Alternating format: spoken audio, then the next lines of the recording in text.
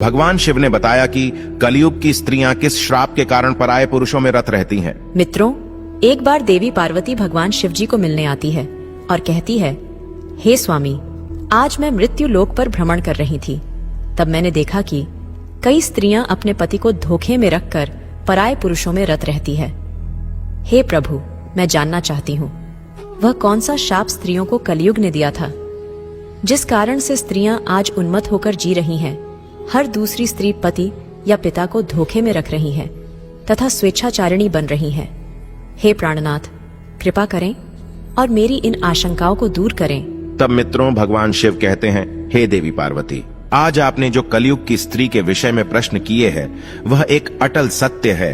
यह कलयुग के कली पुरुष का शाप है, जिसकी कथा मैं आपको आज सुनाता हूँ। हे देवी, जो भी मनुष्य इस कथा को पूरा ध्यान से सुनता है वह अपने जीवन साथी को कभी धोखा नहीं देता है तथा उन्हें मन चाहे जीवन साथी की संगत प्राप्ति होती है और समय के साथ साथ उनके प्रेम में वृद्धि होती है। हे देवी पार्वती, मेरा आपसे निवेदन है, आप इस कथा का श्रवण और प्रसार अवश्य करें ताकि हर एक पति पत्नी के बीच प्रेम और स्नेह की कभी कमी ना हो और वे हमेशा एक दूसरे के प्रति एक निष्ठ काम भाव रखें। मित्रों, भगवान शिव कहते हैं, हे देवी पार्वती, यह एक सत्य घटना पर आधारित कथा है जो कि आज से 5000 साल पुरानी है, जब कलयुग शुरू हो रहा था। निषेध देश के वीरसेन पुत्र नल नाम के एक राजा थे। वे रूप और गुणों से परिपूर्ण होने के साथ साथ सभी तरह के अस्त्रों शस्त्रों में उन्हें महारथ प्राप्त था, किंतु उन्हें एक चौसठ खेलने की बुरी आदत थी। उसी काल में विदर्भ देश पर भीष्मक नाम के एक राजा राज्य करते थे। उन्होंने दमन ऋषि को प्रश्न कर उनसे वरदान के रूप में 4 संतान प्राप्त की थी, जिसमें से 3 पुत्र और 1 कन्या थी। पुत्रों के नाम थे दम, दांत, दमन और पुत्री का नाम था दमयंती। वह देवी लक्ष्मी के समान रूपवती थी। ऐसा भी माना जाता है कि उस समय तीनों लोकों में दमयंती के समान कोई भी कन्या सुंदर नहीं थी। मित्रों, एक भगवान शिव कहते हैं, हे देवी पार्वती, एक दिन की बात है कि राजा नल अपने राजमहल के उद्यान में टहल रहे थे। उसी समय उनकी नजर कुछ हंसों पर पड़ी। उसमें से एक सुंदर हंस को नल ने पकड़ लिया। तब हंस ने राजा नल से कहा, हे राजन, अगर आप मुझे छोड़ दो तो मैं विश्व सुंदरी राजकुमारी दमयंती के पास जाकर आपके गुना का ऐसा वर्णन करूंगा कि वो आपसे ही विवाह करेगी। राजा नल ने भी दमयंती के रूप की चर्चा पहले ही अपने दरबारियों के मुख से सुन चुके थे और मन ही मन दमयंती को पाने की चाहत भी रखते थे। वह उसे विवाह करना चाहते थे। मित्रों, भगवान शिव कहते हैं, हे देवी पार्वती, हंस की बातें सुनकर राजा नल ने उसको छोड़ दिया। इसके बाद वे सभी हंस उड़कर राजकुमारी दमयंती उद्यान में चले आए। वहीं दूसरी तरफ दमयंती हंसों को अपने महल के उद्यान में देखकर बहुत खुश हुई। वो भी हंसों को पकड़ने के लिए दौड़ने लगी। उसने जिस हंस को पकड़ा तभी वो हंस बोल उठा, हे रानी दमयंती, निषेध देश का एक नल नाम का राजा है। वह राजा बहुत ही सुंदर है। मनुष्यों में उसके समान सुंदर और कोई भी नहीं। वह मानो साक्षात कामदेव का ही स्वरूप हो। यदि तुम उनसे विवाह कर लो तो तुम्हारा जन्म और रूप दोनों ही सफल हो जाएगा। जैसे तुम स्त्रियों में सबसे रूपवती हो, वैसे ही राजा नल पुरुषों में सबसे सुंदर है। तुम दोनों की जोड़ी उत्तम रहेगी। हंसों की यह बातें सुनकर दमयंती के मन में भी राजा नल से मिलने की लालसा जाग उठी। इसके बाद दमयंती ने कहा, प्रिय हंस, तुम राजा नल तक मेरा प्रेम संदेशा पहुंचा दो। मित्रों, भगवान शिव कहते हैं, हे देवी पार्वती, फिर हंस ने लौटकर राजा नल को दमयंती का संदेशा भी दिया। इधर दमयंती दिन रात राजा नल का ही ध्यान करती रहती है। वो उनसे मिलने को व्याकुल हो रही थी, लेकिन उसे समझ में नहीं आ रहा था कि वो कैसे उनसे मिलकर अपने दिल की बात करें। नल के वियोग में दमयंती का शरीर और दुबला होता गया। वह कमजोर सी दिखने लगे। फिर कुछ दिनों के बाद राजा भीष्मक ने सोचा कि मेरी पुत्री विवाह योग्य हो गई है तथा दमयंती के पिता ने उसके स्वयंवर का आयोजन किया, जिसमें सभी देशों के राजा को स्वयंवर के लिए बुलाया गया। स्वयंवर का निमंत्रण मिलने के बाद सभी देश के राजा वहां पहुंचने लगे। उधर जब देवर्षि नारद से सभी देवताओं को भी दमयंती के स्वयंवर का समाचार मिला तो इंद्र और सभी लोकपाल विदर्भ देश के लिए निकल पड़े। राजा नल को भी संदेशा भेजा गया तो वे भी तुरंत ही दमयंती के स्वयंवर के लिए चल पड़े। मित्रों, भगवान शिव कहते हैं, हे देवी पार्वती, नल के रूप को देखकर इंद्र ने रास्ते में ही अपने विमान को खड़ा कर दिया। अपनी राह में राजा नल ने जब सभी देवताओं को देखा तो अपने रथ से नीचे उतरकर उन सबको प्रणाम किया। फिर इंद्र ने राजा नल से कहा, हे वत्स, राजन नल, आप बहुत रूपवान और गुणवान है। कृपा करके आप हम लोगों के दूत बन जाइए। आप हमारे दूत बनकर दमयंती के पास जाएं और कहें कि इंद्र, वरुण, अग्नि, कुबेर और यम देवता तुम्हारे पास आकर तुमसे विवाह करना चाहते हैं। इनमें से तुम जिसे चाहो उस देवता को अपना पति स्वीकार कर लो। मित्रों, यह सुनने बाद नल ने दोनों हाथ जोड़ते हुए देवताओं से कहा, हे प्रभु, मैं एक दूत बनकर वहां कैसे जा सकता हूं, जबकि मेरा और आप लोगों का वहां जाने का एक ही उद्देश्य है। इसीलिए मैं आपका दूत बनकर वहां नहीं जा सकता। आप लोग कृपया इस विषय में मुझे क्षमा कीजिए। तब देवताओं ने कहा, हे नल, तुम देवताओं का कहा टाल रहे हो, फिर सोच लो। इंद्र की ऐसी कठोर वाणी सुनकर राजा नल देवताओं के दूत बनने को तैयार हो गए और उन्होंने इंद्र की आज्ञा से राजमहल में प्रवेश किया। तब दमयंती और उसकी सहेलियां भी नल के रूप को देखकर मुग्ध हो गईं और शर्म के मारे कुछ ना बोल पा रही थी। तब नल ने कहा, मैं यहाँ देवताओं का दूत बनकर आया हूँ। हे दमयंती, स्वर्ग के देवता तुम्हारे साथ विवाह करना चाहते हैं। तुम किसी भी एक देवता को चुन लो और विवाह कर लो। यही संदेश लेकर मैं तुम्हारे पास आया हूँ। ताओं के प्रभाव से मैंने तुम्हारे महल में प्रवेश किया था, इसलिए मुझे कोई देख नहीं पाया। मैंने तुमसे देवताओं का संदेश कह दिया है। अब तुम्हारी जो इच्छा हो वो करो। तब मित्रों, भगवान शिव कहते हैं, हे देवी पार्वती। दमयंती ने बड़ी ही श्रद्धा के साथ देवताओं को प्रणाम किया और मंद मुस्कान के साथ कहा, स्वामी, मैं तो आपको ही अपना सर्वस्व मानकर खुद को आपके चरणों में सौंपना चाहती हूँ। जिस दिन से मैंने हंसों की बात सुनी है, तब से मैं आपके लिए व्याकुल हूँ। आपके लिए ही मैंने राजाओं की भीड़ इकट्ठी की है। यदि आप मुझ दासी की प्रार्थना अस्वीकार कर देंगे तो मैं जहर खाकर मर जाऊंगी। दमयंती के मुख से ऐसी बातें सुनकर राजा नल ने कहा, हे देवी, जब बड़े बड़े लोकपाल देवता आपसे विवाह करना चाहते हैं तो फिर आप मुझ मनुष्य से क्यों वरण करना चाहती हैं? मैं तो इन देवताओं के चरणों की धूल के बराबर भी नहीं। आप उन्हीं में से किसी एक से विवाह कर लीजिए। देवताओं का अप्रिय करने पर इंसान की मृत्यु भी हो सकती है। अतः आप मेरी रक्षा करें और उनका वरण कर लें। नल की यह बात सुनकर दमयंती घबरा गई। उसकी आंखों से आंसू छलकने लगे और वह मंद स्वर में बोली, मैं आपको वचन देती हूँ कि मैं आपको ही पति के रूप में वरण करूंगी। तब राजा नल ने कहा, परंतु इस समय मैं यहाँ देवताओं का दूत बनकर आया हूँ। अगर इस समय मैं अपने स्वार्थ की बात करने लगूं तो ये बात सही नहीं होगी। मैं तुमसे विवाह कर सकता हूँ, लेकिन जब वे धर्म के विरुद्ध ना हो। तभी राजकुमारी बोली, इसके लिए मेरे पास एक उपाय है। उसके अनुसार काम करने पर आपको दोष भी नहीं लगेगा और हमारा विवाह भी संपन्न होगा। उपाय यह कि आप सभी लोगों के साथ स्वयंवर मंडप में आए और मैं आपको ही वरमाला डाल दूंगी। मित्रों, भगवान शिव कहते हैं, हे देवी पार्वती। राजा नल वापस देवताओं के समक्ष पहुंच गए और देवताओं के पूछने पर उन्होंने बताया कि वे रानी के पास तो दूत बनकर गया था, लेकिन वो और उसकी सखियां सभी मुझ पर मोहित हो गईं और आप लोगों के प्रस्ताव को उनके सामने रखने के बाद भी वे मुझे ही वरण करने पर तुली है। कुछ समय बाद स्वयंवर की घड़ी आ ही गई। राजा भीष्मक ने सभी को स्वयंवर सभा में बुलाया। सभी राजा अपने अपने स्थान पर आकर बैठ गए। तभी दमयंती भी आ गई। सभी राजाओं का परिचय दिया जाने लगा। वह उन्हें देख आगे बढ़ने लगी। तभी इसी कतार में दमयंती को एक ही स्थान पर नल के समान हूबहू दिखने तथा वैसे ही वेशभूषा वाले 5 राजकुमार खड़े दिखाई दिए। तब वह हैरान हो गई और मन ही मन विचार करने लगी कि इन 5 में से राजा नल को कैसे पहचानूं। तभी वो समझ गई कि ये देवताओं की माया है और अंत में दमयंती ने निश्चय किया कि इस समस्या से बाहर निकलने के लिए वो देवताओं से ही सहायता मांगने लगी और अपने हाथ जोड़कर देवताओं की स्तुति करने लगी और कहने लगी, हे देवताओं, हंस के मुंह से नल का वर्णन सुनकर मैंने उन्हें ही पति के रूप में वरण कर लिया था और उसी को पाने के लिए मैंने ये स्तुति शुरू की है। कृपा करें आप लोग अपने साक्षात रूप में प्रकट हो जाए, जिससे मैं राजा नल को पहचान सकूं। देवताओं ने प्रसन्न होकर उसे ऐसी शक्ति दी जिससे वह देवता और मनुष्य में अंतर कर सके। तत्पश्चात वह राजा नल के गले में माला डालकर उसका वरण कर लिया।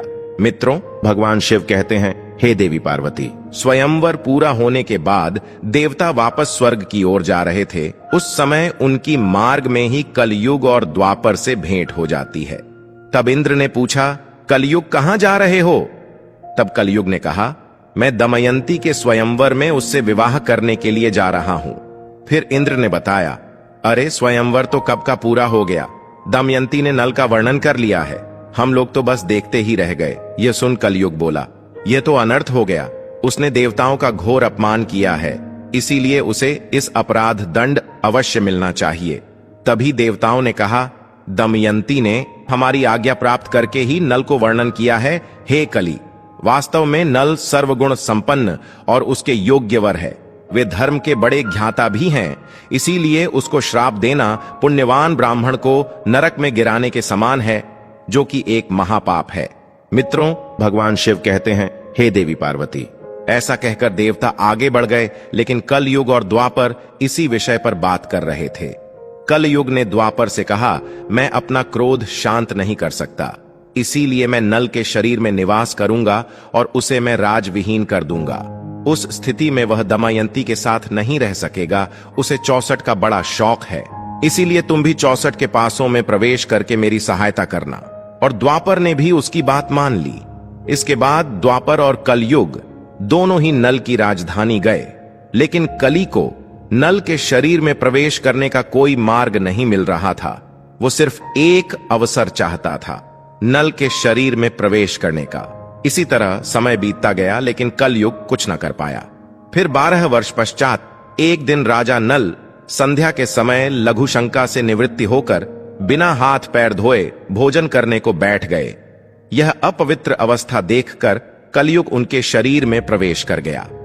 वहीं कलियुग दूसरा रूप धारण कर उनके भाई, जो अलग रहकर अपना राज्य चलाते थे, पुष्कर के पास गया और उसने कहा, तुम नल के साथ 64 खेलो, मैं वचन देता हूं।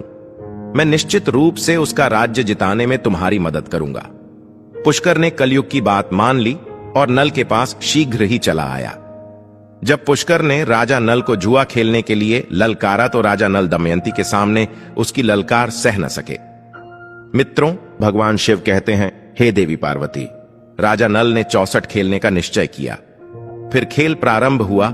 उस समय नल के शरीर में कलयुग प्रवेश कर चुका था और पासों में ट्वापर था, इसीलिए नल जो कुछ भी जुए में लगाते वो हार जाते। प्रजा और मंत्रियों ने राजा को रोकना चाहा, लेकिन वे सब कुछ हारने तक नहीं रुके।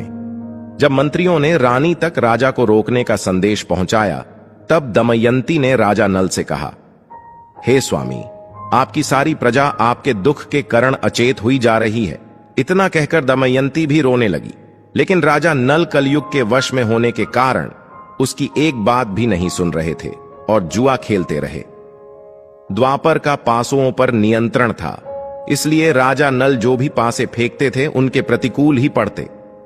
जब दमयंती ने यह सब देखा तो राजा नल के सारथी को बुलाकर बच्चों को रथ में बिठाकर कुंडीनगर को भेज दिया। इसके बाद पुष्कर ने राजा नल का सारा धन 64 में जीत लिया और बोला, क्या तुम्हारे पास दांव पर लगाने के लिए कुछ और भी है? अगर तुम दमयंती को दांव पर लगाने के लायक समझो तो उसे भी लगा सकते हो। बदले में मैं सब कुछ वापस लौटा दूंगा। लेकिन राजा नल ने दमयंती को दांव पर नहीं लगाया।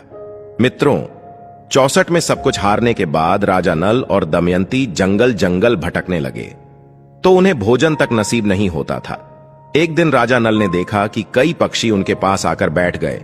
उन पक्षियों के पंख सोने के समान चमक रहे थे। नल ने सोचा कि अगर मैं इन पक्षियों के पंख प्राप्त कर लूं तो इनसे कुछ धन मिल सकता है।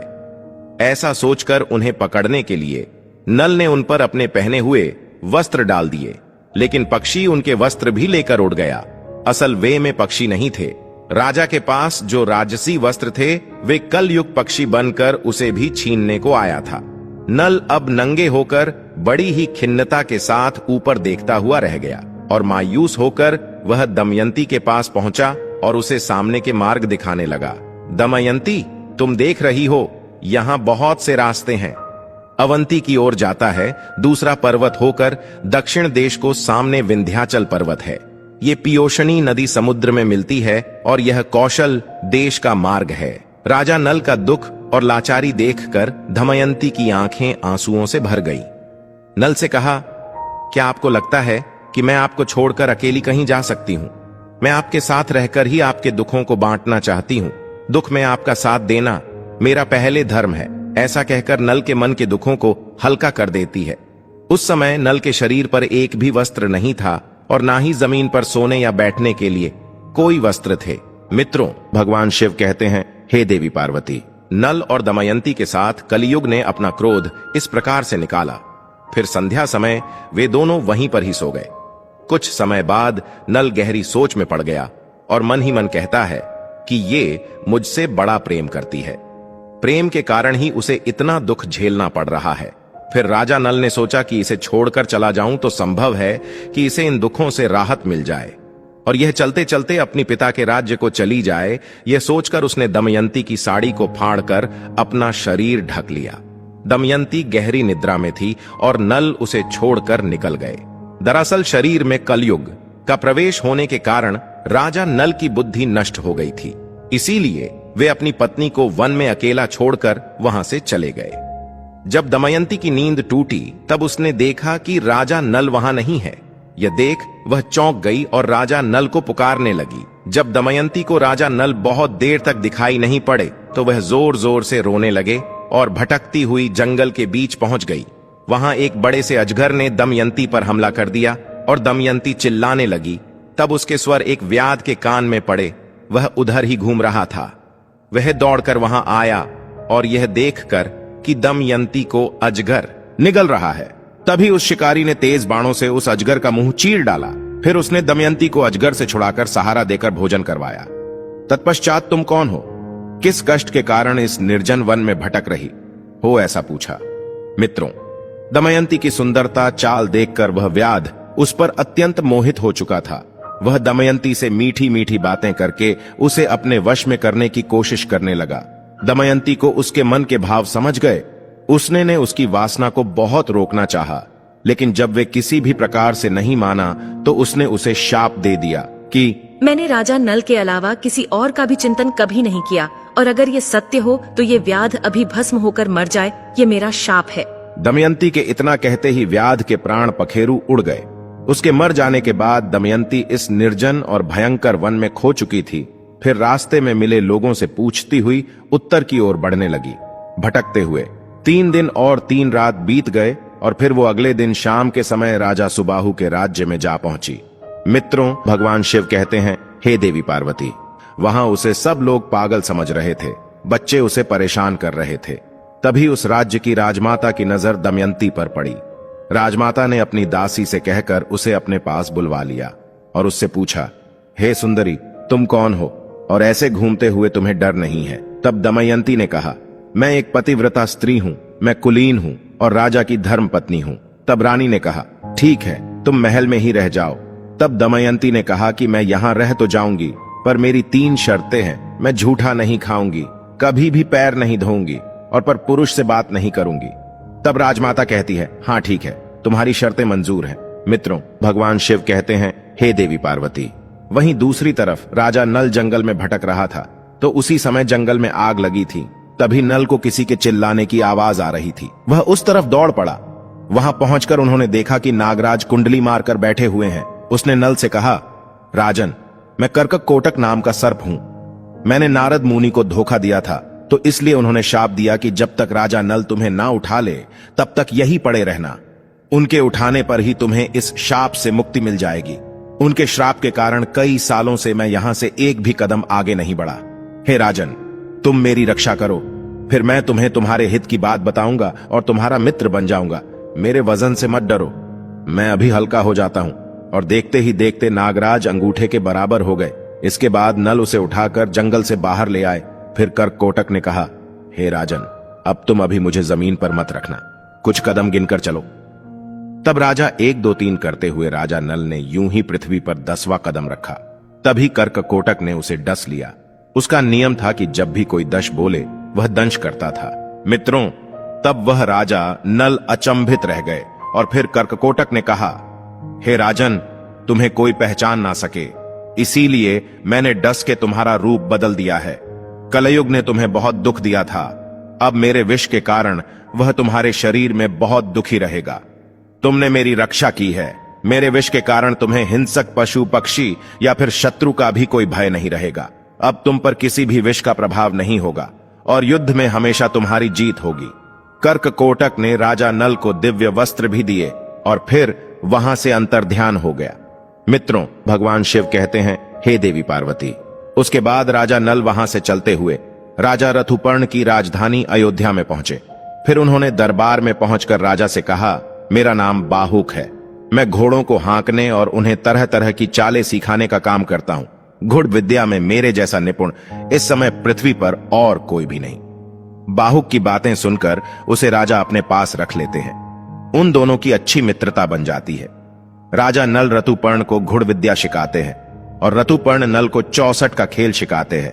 अब इसी तरह कुछ दिन बीत जाते हैं। मित्रों, उधर जब राजा विदर्भ को यह समाचार मिला कि उनके दामाद नल और पुत्री दमयंती राजपाट विहीन होकर वन में चले गए हैं, तब उन्होंने सुदेव नाम के एक ब्राह्मण को नल और दमयंती का पता लगाने के लिए चेदिन रेश के राज्य में भेज दिया।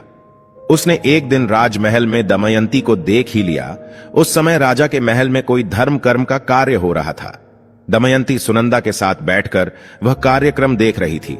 इस समय सुदेव दमयंती के पास गया और उससे बोला, मैं तुम्हारे भाई का मित्र हूं। मैं तुम्हारे भाई की आज्ञा से तुम्हें यहां ढूंढने आया हूं। तब दमयंती ने भी उसे पहचान लिया। वे सबका कुशल मंगल पूछने लगे और पूछते पूछते रो पड़ी।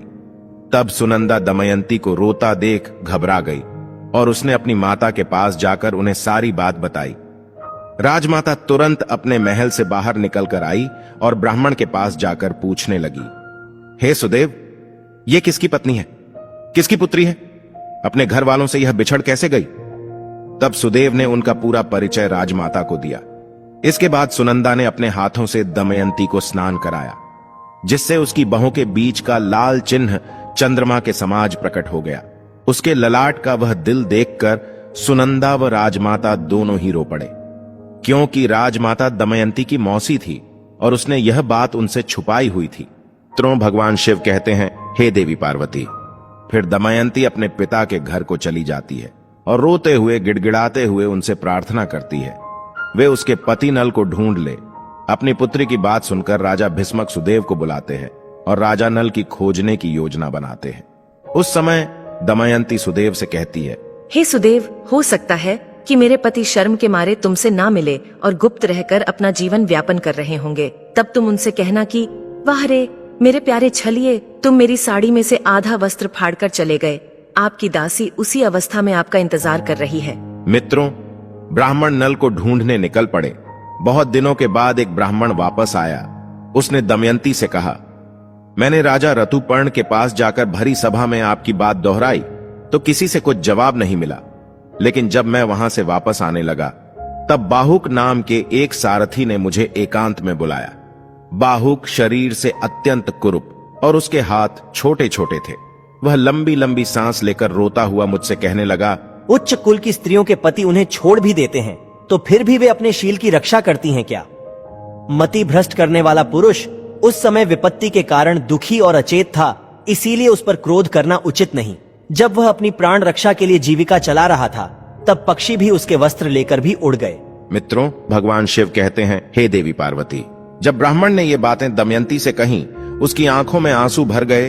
रोते हुए उसने अपनी माता को सारी बात बताई। तब दमयंती की माता ने कहा कि यह बात वह अपने पिता से ना कहे, मैं सुदेव ब्राह्मण को इस काम के लिए भेजती हूँ। तब दमयंती ने सुदेव से कहा, हे सुदेव, आप जल्द से जल्द अयोध्या नगरी पहुँचे और वहाँ पहुँचकर राजा ऋतुपर्ण से कहना कि दमयंती फिर से स्वयंवर कर पति का चुनाव करना चाहती है।